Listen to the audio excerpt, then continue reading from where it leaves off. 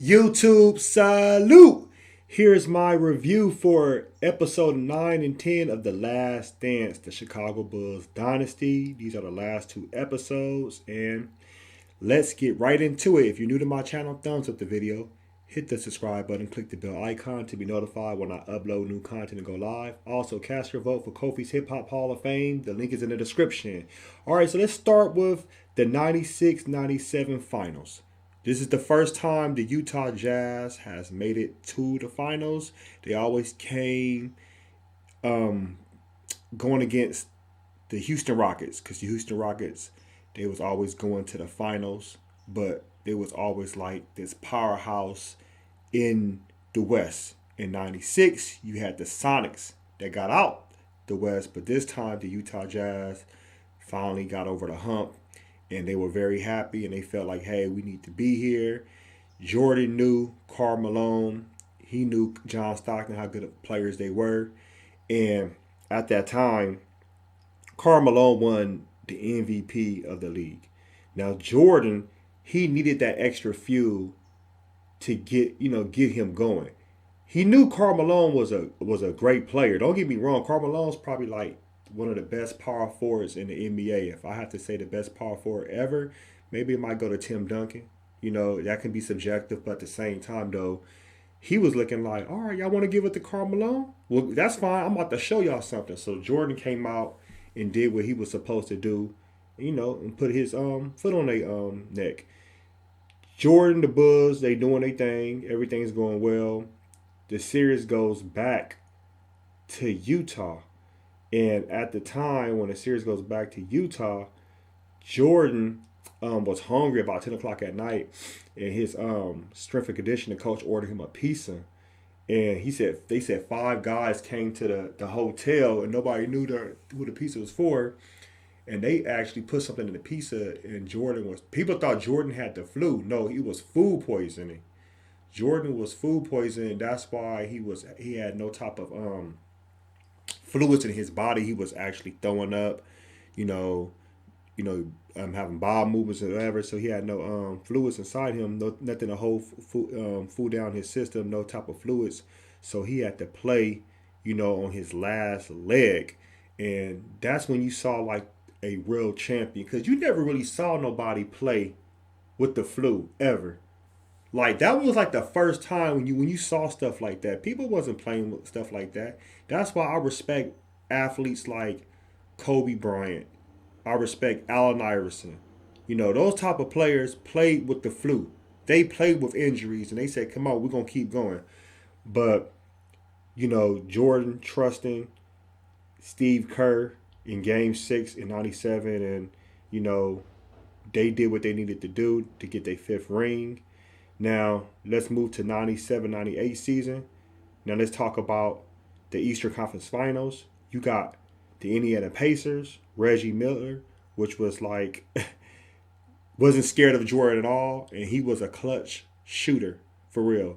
And Reggie Miller talking about how he used to call Jordan Black Jesus, the Black Cat, because he knew that Jordan was going to bring it. And people thought Indiana Pacers was going to win that series. My dad was going for Indiana. I remember he's like, I hope Indiana win. And the crazy thing about it, Indiana had a good team. They had Mark Jackson at the point, and Mark Jackson was a great passer, one of the top assist leaders of all time. You had Reggie Miller at the 2. You had Chris Mullin. You had Jalen Rose at the small forward position. Dale Davis at the 4. Rick Smith at the 5. You had Anthony Davis coming off the bench. The Davis brothers. You had Travis Best at the point. So they had a nice squad, man. They had everything. Larry Bird as a head coach. But, the Bulls, that championship pedigree was able to get them over the hump in Game 7. That's why they was able to win. Going into the finals in 1998, this is the Bulls' 6th time going to the finals. This is the Utah Jazz 2nd time going. Jordan just won the MVP of the league. He's the NBA All-Star. what else, Jordan? Yeah, so Jordan has everything going. He knows this is it. Jordan's on his last leg. I mean, when I mean last leg, think about it. When Jordan first won his first finals in 1991, Jordan, it was different. That was his 7th year, to take to get a ring. Okay, so people don't realize you got to play 82 games throughout the season. Then you got to play games in the playoffs. Then you got to play the finals. That takes a lot of energy out of you physically and mentally. It fatigues you.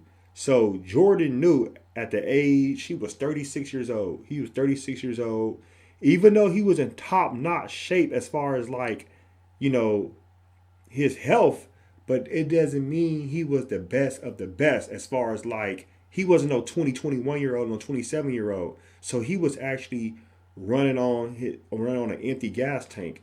So Jordan was doing everything he could to hold it down. You got Rodman going to WCW one of the off day practices. I think it was game 4.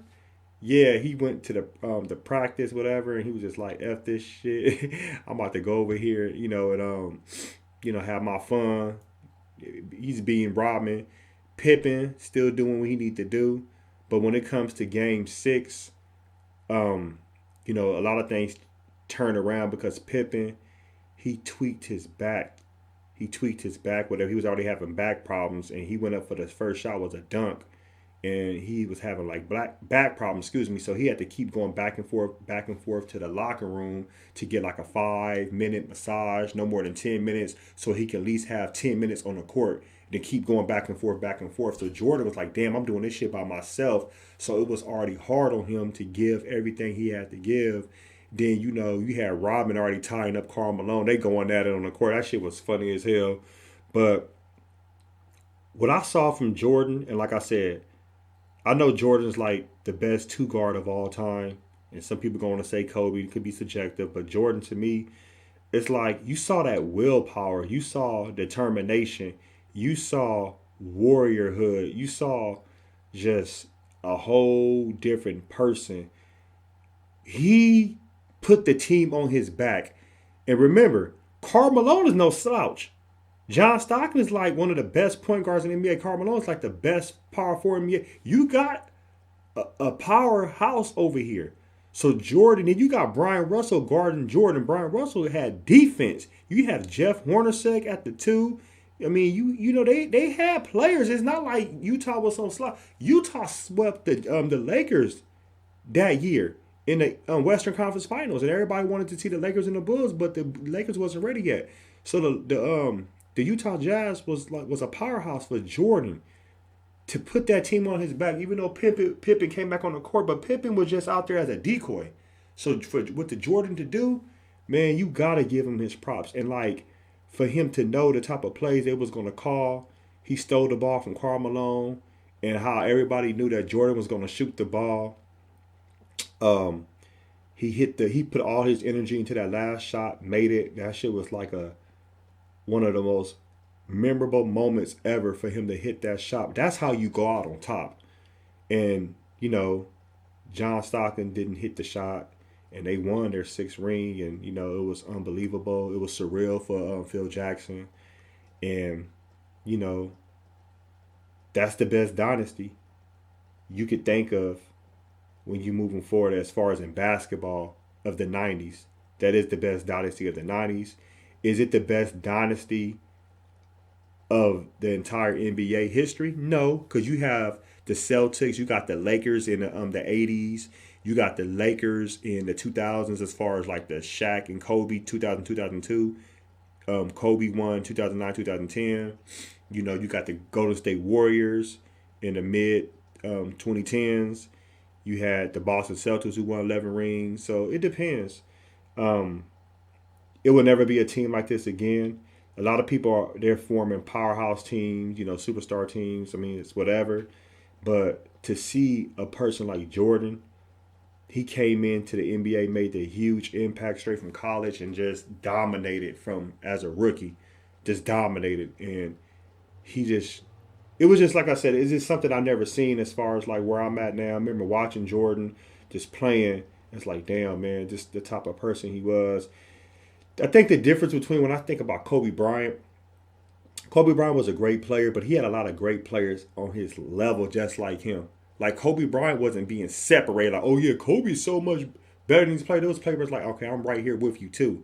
But Kobe, his willpower and determination playing close to Jordan was, different. But it wasn't like he was just far on a whole different level as far as like skills. People still put him like Kobe Bryant numbers.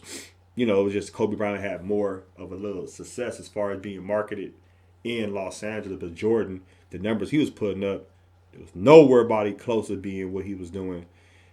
The team was dismantled. Phil Jackson retired. He came back and played. Coached for the Lakers when they got their championship in 99-2000. Scottie Pippen was traded to the Houston Rockets. They went to Portland Trailblazers. Steve Kerr left. Dennis Rodman, got traded to the Mavericks at that time. Was it the Mavericks or the Lakers? I think it was the Mavericks. Yeah, excuse me, Mavericks. Yeah, never the same again, man. But that's it. Great, great documentary. I want to see more of this, more of these. I'm very thankful. I'm very happy. So let me know what you think. Post your comments below. Hulk smash Black Panther the like button. Subscribe to my channel. Click the bell icon to be notified when I upload new content and go live. If you'd like to support and donate to the channel, I have Patreon, patreon.com/KofiUniverse.